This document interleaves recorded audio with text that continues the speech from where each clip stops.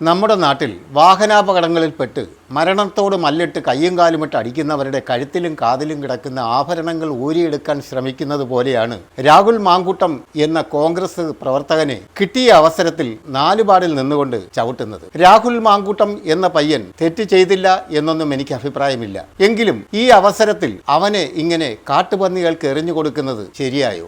രമേശ് ചെന്നിത്തലയുടെയോ നമ്മുടെ പ്രതിപക്ഷ നേതാവായിരിക്കുന്ന സതീശന്റെയോ ഒറ്റ വാക്കിൽ തീരാവുന്ന ഒരു പ്രശ്നത്തെയാണ് ഇത്രയും വലുതാക്കി അവർ കാട്ടുചെന്നാക്കൾക്ക് എറിഞ്ഞുകൊടുത്തത്. പരാതിയുള്ള പെൺകുട്ടികൾ കോടതിയിലോ പോലീസിനെയോ സമീപിക്കൂ എന്നൊരു വാക്ക് മിസ്റ്റർ സതീശനോ രമേശ് ചന്ദ്രനെയോ പറഞ്ഞിരുന്നെങ്കിൽ ഈ പ്രശ്നം അവിടെ പരിഹരിക്കുമായിരുന്നു. ഈ പയ്യൻ തെറ്റ് ചെയ്തു എങ്കിൽ ഈ പെൺകുട്ടികൾ പോലീസിനെയോ കോടതിയെയല്ലേ സമീപിക്കേണ്ടത്? നമ്മുടെ നിയമവ്യവസ്ഥയെയും പോലീസിനെയും ഇവർക്ക് വിശ്വാസമില്ലാത്തത് കൊണ്ടാണോ ഇവർ നേതാക്കളോട് പറഞ്ഞെന്നും ടെലഫോൺ വഴി പറഞ്ഞെന്നും ചാനലുകളിൽ വന്നിരുന്നു കുരയ്ക്കുന്നത്? ഇത് നീതിയാണോ? 1000 കുറ്റവാളികൾ രക്ഷപ്പെട്ടാലും ഒരു നിരപരാധി ശിക്ഷിക്കപ്പെടരുത് എന്നതാണ് നമ്മുടെ നിയമവ്യവസ്ഥ. ഇതിലൊന്നും ആർക്കും വിശ്വാസമില്ലേ? രാഹുൽ മാങ്കൂട്ടം തെറ്റ് ചെയ്തെങ്കിൽ അവൻ ശിക്ഷിക്കപ്പെടുക തന്നെ വേണം. അതിൽ യാതൊരു വിട്ടുവീഴ്ചയും വേണ്ട. എന്നാലും നമ്മുടെ നിയമവ്യവസ്ഥകളെ അല്ലേ നാം ആശ്രയിക്കേണ്ടത്? ഇവിടെ രാഹുലിനെതിരെയുള്ള ആരോപണങ്ങളെല്ലാം ഏറിൽ കിടക്കുന്നതാണ്. നേരെ ആരുമില്ല. ആദ്യം വന്ന പെൺകുട്ടി തന്നെ പറഞ്ഞിരിക്കുന്നു, എനിക്ക് പരാതിയില്ല, അദ്ദേഹം എന്നോട് മോശം പെരുമാറിയിട്ടില്ല എന്ന്. രണ്ടാമത് വന്ന അവന്തിക എന്ന പെൺകുട്ടി അവൾ പറഞ്ഞത് പച്ചക്കള്ളമാണെന്നും തെളിയിക്കപ്പെടുകയും ചെയ്തു. എന്നിട്ടും അദ്ദേഹത്തെ സംരക്ഷിക്കാൻ ആരും വരുന്നില്ല. ഒരു മനുഷ്യനെ വളഞ്ഞിട്ട് ആക്രമിക്കുന്നതിൽ ഒരു പരിധിയില്ലേ? പരാതിയുള്ള പെൺകുട്ടികൾ ആരെങ്കിലും അദ്ദേഹത്തിനെതിരെ നേരിട്ട് വന്നിട്ടുണ്ടോ?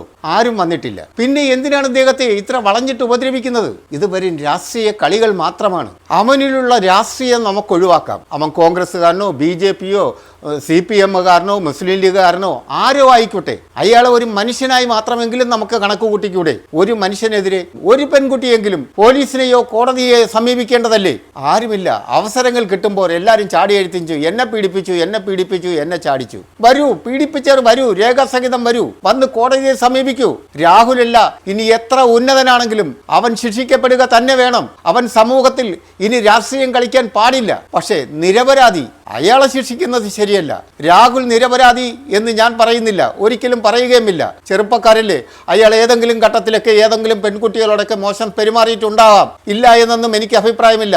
ഇന്ന് മൊബൈൽ കയ്യിലുള്ള ഏതൊരു പുരുഷനാണ് ഏതെങ്കിലും ഒരു സ്ത്രീയോട് അശ്ലീലം വേണ്ട ഏതെങ്കിലും കാര്യത്തിലൊക്കെ മെസ്സേജുകൾ ചെയ്യാത്തവരോ ചാറ്റ് ചെയ്യാത്തവരോ ആയിട്ട് മൊബൈൽ കയ്യിലുള്ള ഏതൊരു മനുഷ്യനാണുള്ളത്?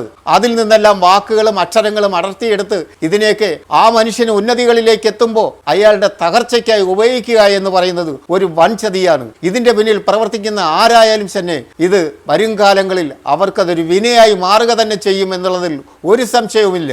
കേരളത്തിലെ 2 അധികാരമോഹികൾ ചേർന്ന് ഒരു യുവാവിന്റെ ഭാവി ജീവിതം നശിപ്പിക്കുകയാണ്. അവർക്ക് അധികാരത്തിലെത്താൻ വേണ്ടി മുഖ്യമന്ത്രിമാരാവാൻ വേണ്ടിയുള്ള തരംതാണ കളികൾ മാത്രമാണ് ഇത് രണ്ടും. ഈ പയ്യൻ അങ്ങനെ ഒരു തെറ്റ് ചെയ്തിട്ടുണ്ടെങ്കിൽ അവന് 2 തല്ലുകൊടുത്ത് അവനെ പറഞ്ഞു മനസ്സിലാക്കി അവനെ കൂടെ നിർത്തുന്നതിന് പകരം മറുഭാഗത്ത് നിൽക്കുന്ന ചെന്നായ്ക്കൾക്ക് ഇടയിലേക്ക് അവനെ വലിച്ചെറിഞ്ഞു കൊടുക്കുന്നതാണോ നീതി? നാളെയുടെ ഭാവിക്ക് വേണ്ടി പ്രവർത്തിക്കുന്ന എല്ലാ ചെറുപ്പക്കാരും ഇത് ആലോചിക്കുക.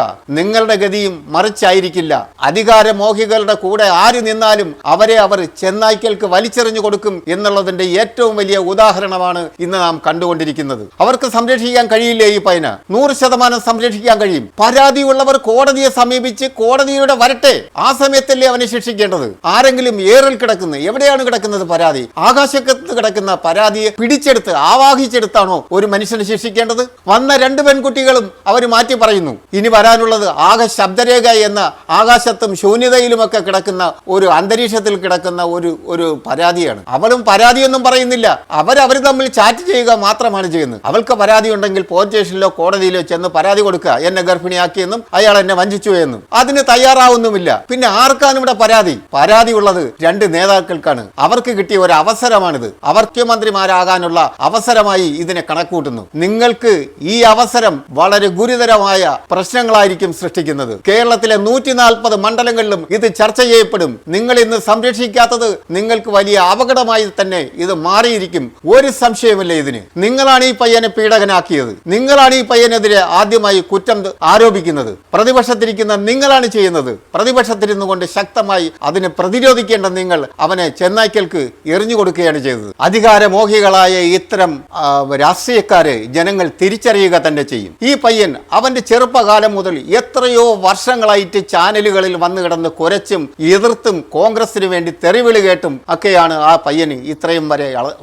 വളർന്നു വന്നത്. അവനൊരു സീറ്റ് കിട്ടി, അതിൽ വൻപിച്ച വിജയത്തോടു കൂടി അവന് വിജയിച്ചു വരികയും ചെയ്തു. രാഷ്ട്രീയക്കാരന്റെ അസൂയയും കുശുമ്പും ഒക്കെയാണ് ഇതിന്റെ പിന്നിൽ പ്രവർത്തിക്കുന്നത്. ഈ പയ്യന്റെ ഉയർച്ചയിൽ ഒരുപാട് വയസ്സായിരിക്കുന്ന നേതാക്കൾക്ക് ഇതൊന്നും സഹിക്കുന്നില്ല. ഈ കടൽ കിളവന്മാരാണ് ഈ പ്രശ്നങ്ങൾ കുത്തിപ്പൊക്കി വിടുന്നത്. നമ്മൾ ചില കാര്യങ്ങൾ മനസ്സിലാക്കണ്ടേ? കേരളത്തിൽ എത്രയെത്ര MLA-മാരുടെ പേരിലാണ്, എത്രയെത്ര മന്ത്രിമാരുടെ പേരിലാണ് അവിഹിത ബന്ധങ്ങളെ കുറിച്ചുള്ള ആരോപണങ്ങൾ വന്നിട്ടുള്ളത്. എത്ര ശക്തമായ രീതിയിലാണ് ഓരോ പെൺകുട്ടികൾ പ്രതികരിച്ചിട്ടുള്ളത്. ഏതെങ്കിലും ഒരു MLA രാജിവെച്ചിട്ടുണ്ടോ? ഇന്ന് വരെ കേരള ചരിത്രത്തിൽ സെക്സിന്റെ പേര് പറഞ്ഞ് ഏതെങ്കിലും ഒരു MLA രാജിവെച്ച ചരിത്രം കേരളത്തിലുണ്ടോ? മന്ത്രിമാരൊക്കെ ചിലപ്പോൾ അവരുടെ സ്ഥാനങ്ങളിൽ നിന്ന് മാറി നിന്നിട്ടുണ്ട്. പിന്നെ ഈ പയ്യനെ മാത്രം എന്തിനിങ്ങനെ ക്രൂശിക്കുന്നു? എനിക്കൊരു രാഷ്ട്രീയവുമില്ല. ഞാൻ കാണുന്ന സത്യമാണ് പറയുന്നത്. ചാനലുകളിലൂടെ കാണുന്ന കാര്യം മാത്രമാണ് ഞാൻ പറയുന്നത്. എല്ലാ ചാനലും, ചില ചാനലുകളിൽ നീതിപൂർവ്വം രണ്ട് ഭാഗവും പറയുന്നുണ്ട്. ചില ചാനലുകളിൽ നേരം വെളുത്ത ഇരുട്ടുന്നത് വരെയും ഈ പയ്യനെ കൊണ്ട് രാജിവയ്പ്പിച്ചിട്ട് അടങ്ങൂ എന്നുള്ള വാശിയിലാണ് അവരുടെ പ്രവർത്തനങ്ങൾ. നീതീകരിക്കാൻ പറ്റുന്നില്ല. ചാനൽ ചർച്ചകളിൽ ഇത്തരം വാശി പിടിക്കുന്ന മനുഷ്യർ, നിങ്ങളും ചിന്തിക്കുക, നാളെ നിങ്ങളുടെ നേരെയും ഈ വിരലുകൾ ചൂണ്ടാം. ഈ പയ്യൻ സതീശൻ എന്ന നേതാവിന് വേണ്ടി, രമേശ് എന്ന നേതാവിന് വേണ്ടി എത്രയെത്ര പ്രശ്നങ്ങളെയാണ് അവൻ ചാനലുകളിൽ വന്നിരുന്ന് പ്രതിരോധിച്ചത്. അതിന്റെ 1%, 1000% അവന് വേണ്ടി നിങ്ങൾ രണ്ടുപേരും ശബ്ദമുയർത്തിയിരുന്നുവെങ്കിൽ ഈ പയ്യനെ ഇങ്ങനെ ആരും കല്ലെറിയുമായിരുന്നില്ല. നിങ്ങളുടെ ഒറ്റ വാക്കിൽ തീരാവുന്ന ഒരു പ്രശ്നമാണ് ഈ പയ്യനെ തെരുവിലിട്ട് ഇങ്ങനെ വലിച്ചിഴക്കുന്നത്. നേതാക്കളെ, നിങ്ങൾ ഓർമ്മിപ്പിക്കുക, നിങ്ങൾ ഇന്ന് ചെയ്യുന്ന തെറ്റ് നിങ്ങൾക്ക് നേരെ തന്നെ വന്നിരിക്കും. അത് തീർച്ചയാണ്. ഈ അടുത്ത കാലത്ത് വരാൻ പോകുന്ന എല്ലാ ഇലക്ഷനുകളിലും നിങ്ങൾ ചെയ്ത ഈ തെറ്റിന്റെ പരിണാമ ഫലം നിങ്ങൾ അനുഭവിച്ചിരിക്കും. ഇത് ഓർമ്മിച്ച് വയ്ക്കുക.